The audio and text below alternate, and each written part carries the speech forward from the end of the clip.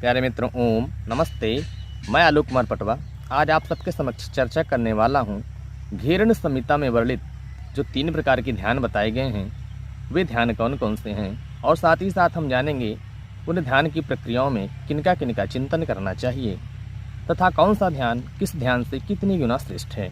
तो चलिए जानते हैं। तो देखिए, घेरण संहिता जैसा कि आप लोग जानते ही हैं, हठ योग का एक प्रमुख ग्रंथ है जिसके रचनाकार महर्षि घेरण जी हैं, जिसमें उन्होंने अपने 6ठे उपदेश में अर्थात ध्यान वाले उपदेश में स्वामी महर्षि घेरण जी ने 3 प्रकार के ध्यानों की चर्चा की है। अब ये ध्यान कौन कौन से हैं आइए जानते हैं। तो देखिए, सबसे प्रथम ध्यान है उसमें स्थूल ध्यान, दूसरा ध्यान है ज्योतिर्ध्यान या कि तेजो ध्यान, और तीसरा ध्यान है या कि तीसरे क्रम का ध्यान है सूक्ष्म ध्यान। ठीक है, तो अब जानते हैं इनमें जो है कौन सा ध्यान किस ध्यान से कितने गुना श्रेष्ठ है। तो देखिए, जो दूसरे नंबर का ध्यान है वो प्रथम वाले ध्यान से अर्थात जो ज्योतिर्ध्यान है या कि जो तेजो ध्यान है वो स्थूल ध्यान से 100 गुना श्रेष्ठ है, 100 टाइम्स बेटर है। ठीक है, या कि ग्रेटर है, आप जो भी कह लीजिए, अच्छा है, उत्तम है, श्रेष्ठ है। ठीक है, अर्थात जो ज्योतिर्ध्यान है या कि जो तेजो ध्यान है वो स्थूल ध्यान से 100 गुना श्रेष्ठ है, और जो अंतिम अर्थात जो तीसरा अर्थात जो सूक्ष्म ध्यान है, ये ध्यान आपके सूक्ष्म ध्यान से ज्योतिर्ध्यान से 1 लाख गुना श्रेष्ठ है।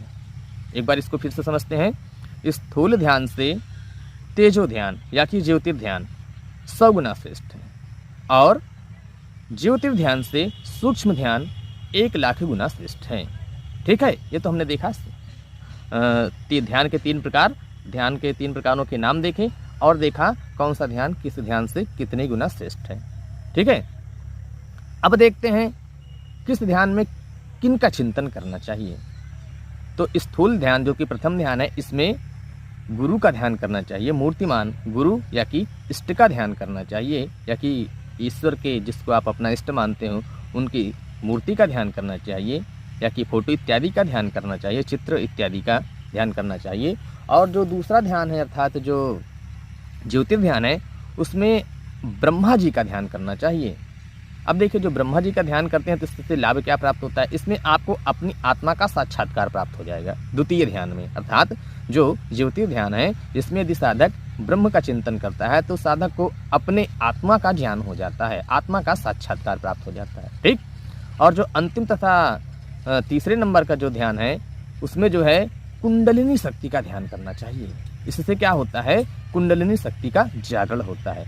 तो आशा करता हूँ अब आप लोग समझ गए होंगे कि कौन सा ध्यान घेरण संहिता में महर्षि घेरण जी ने कितने प्रकार के ध्यान की चर्चा की है, कौन सा ध्यान किस ध्यान से कितने गुना श्रेष्ठ है, तथा किस ध्यान में किनका चिंतन करना चाहिए या कि किस ध्यान में किसका